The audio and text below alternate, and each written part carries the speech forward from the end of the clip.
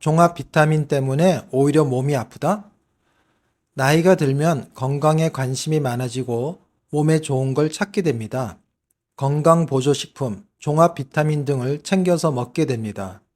최근에는 젊은 사람들도 영양제를 열심히 먹고 있습니다.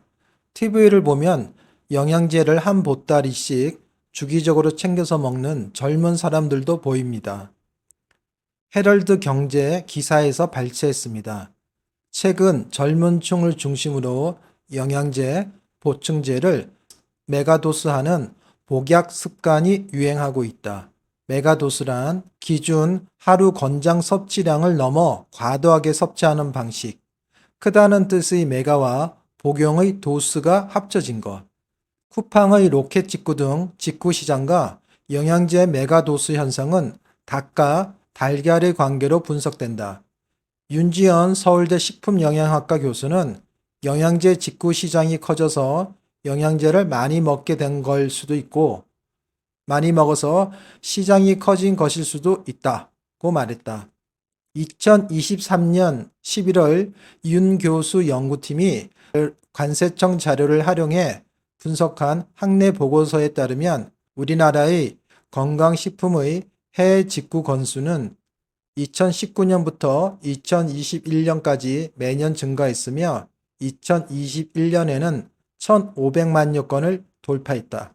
건강식품을 해외 직구한 주요 연령층은 30대가 32.7%, 40대가 29.4%, 50대가 16.9%, 20대 이하가 11.6%, 60대 이상이 9.5% 순으로 역시 30대와 40대가 가장 많이 전체의 과반을 차지한 것으로 나타났다. 윤 교수는 영양제 구입이 손쉽고 값싸진 데다 많은 사람들이 건강에 대한 관심이 증가한 것이 맞물려 오늘날의 현상이 빚어진 것 같다고 설명했다. 연예인과 인플루언서가 유튜브 등을 통해 다양한 종류의 영양제를 먹고 직접 효과가 어땠는지 설명하는 미디어 콘텐츠가 범람하면서 과섭취에 대한 심리적 저항감도 낮은 편이다. 연예인 땡땡이 먹는 영양제라고 광고하는 기사도 많다. 또한 유튜브에서는 약사들이 추천하는 영양제를 보면서 충동 구매를 하기도 합니다. 요즘 30대들도 이렇게 많은 영양제를 먹고 있습니다. 김모 씨가 하루에 먹는 영양제, 민모 씨가 하루에 먹는 영양제 이렇게 많습니다. 그런데 영양제 섭취가 오히려 몸에 해가 될 수 있다는 사실. 오늘은 영양제 많이 먹으면 해가 되는 이유를 알아봅니다. 오늘도 생각의 힘을 얻어가시기 바랍니다. 오늘의 주인공은 비타민 B6입니다. 비타민 B6 부족과 과잉, 둘 다 말초 신경염을 만들 수 있습니다. 그 중에서도 특히 비타민 B6 과잉에 대해서 알아봅니다. 비타민 B6 중독은 손발의 감각신경 문제를 일으킵니다. 3명의 이야기를 들어보겠습니다. 첫 번째, 73세 3년 된 말초 신경염으로 내원, 양쪽 다리의 감각 저하, 걸음은 정상. 비타민 B12, 당화혈색소, 면역 항체 반응 정상, 신경전도 검사에서 감각신경 이상 소견. 비타민 B6 검사 수치는 259, 정상은 20에서 125. 10년 동안 멀티비타민을 복용하고 있습니다. 두 번째입니다. 39세 여자. 3개월 전부터 시작된 사지 무감각과 휘청거리는 걸음을 주소로 내원함. 일반 혈액 검사, 일반 생화 검사, 혈액 응고 검사, 소변 검사, 심전도, 매독 검사 모두 정상. 신경전도 검사상 감각신경 이상 소견.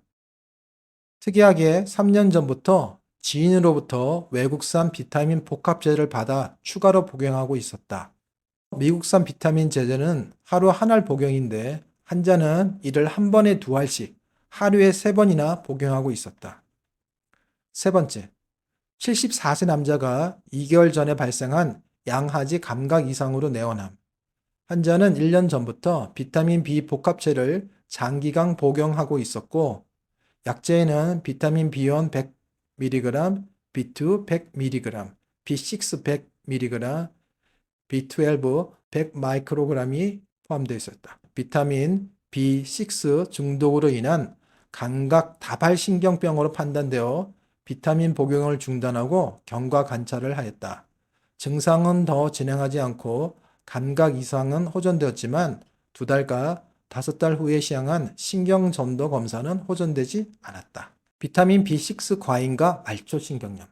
비타민 B6 중독은 비교적 안전한 용량으로 알려진 50mg 이하에서도 많은 환자에서 신경 손상이 유발되었다.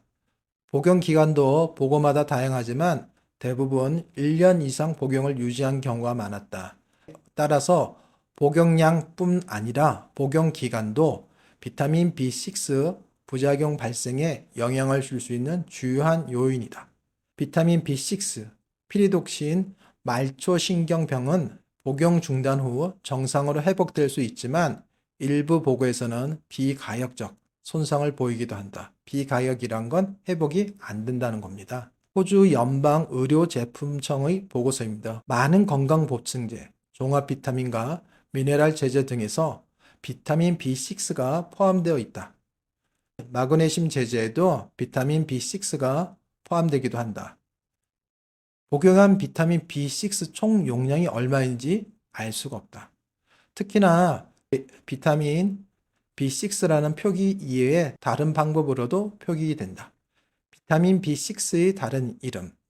제품으로 3가지 형태의 비타민 B6가 있으며 종종 이러한 학명이 라벨에 사용된다. 비타민 B6 염산염, 피리독신 하이드로클로라이드, 피리독살 5포스페이트, 피리독살 5포스페이트 모노하이드레이트. 제약업체들이 이러한 명칭을 라벨에 꼭 기재해야 하지만 항상 일반 명칭인 비타민 B6를 써야 하는 것은 아니다. 그렇기 때문에 스스로 얼마나 많은 비타민 B6를 섭취하고 있는지 알기 위해서는 이 명칭들을 모두 찾아봐야 합니다. 비타민 B6라는 이름 외에 피리독살 5포스페이트, 피리독살 5포스페이트 모노하이드레이트라는 이름을 쓰므로 비타민 B6가 아닌 것으로 오인할 수 있다는 것. 또한 많은 경우 사람들은 자신이 복용하고 있는 제품이 마그네슘 보충제라서 비타민 B6를 섭취했다는 것을 알지 못한다고 보고함. 다시 한번 기억할 점. 마그네슘 제제에도 비타민 B6가 포함되는 경우들이 있다는 겁니다. 오늘의 영상 정리합니다. 우리가 먹는 건강 보충제, 종합 비타민과 미네랄 제제 등에는 비타민 B6가 포함되어 있다. 마그네슘 제제에도 비타민 B6가 들어가 있는 경우들이 있다. 해외 직구 구입이나 선물 받은 외국 제품의 비타민 B6 용량과 복용법은 제품별로 다 다르다. 따라서 주의가 필요하다.